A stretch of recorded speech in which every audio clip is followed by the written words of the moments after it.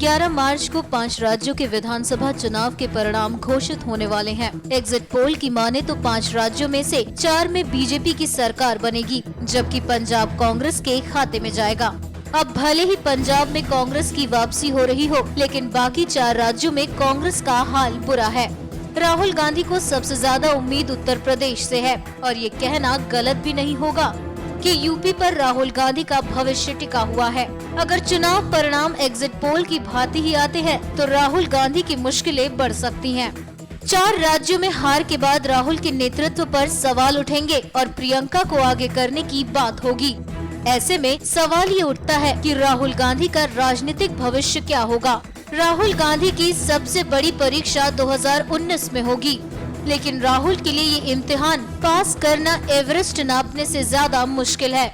2019 में राहुल को सीधे सीधे मोदी से टकराना होगा, लेकिन प्रधानमंत्री बनने के बाद मोदी की लोकप्रियता पहले के मुकाबले कई गुना बढ़ चुकी है।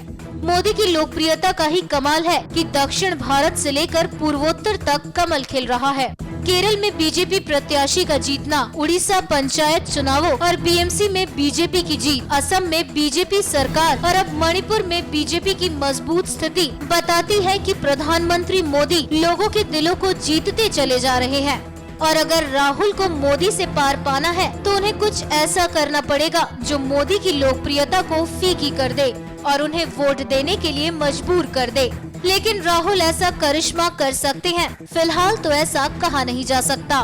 बिहार में बीजेपी को हराने के बाद राहुल को वो फॉर्मूला मिला था जिससे बीजेपी को हराया जा सकता था, लेकिन यूपी के एग्जिट पोल बताते हैं कि वो फॉर्मूला भी अब काम नहीं करेगा। अब सवाल राहुल गांधी क्या करेंगे? बार बार लीडरशिप पर उठ रहे सवालों का जवाब राहुल किस तरह देंगे? क्या राहुल गांधी राजनीति में अपना भविष्य सुरक्षित पाते हैं? यूपी चुनाव के परिणाम आने के बाद राहुल के सामने ये सवाल और भी मुखर तरीके से आएंगे और अगर परिणाम कांग्रेस के खिलाफ आते हैं तो फिर राहुल की राजनीतिक नैया डूबेगी नहीं, इस बात से तो कोई इनकार नहीं करेगा। एनएमएफ न्यूज की रिपोर्ट।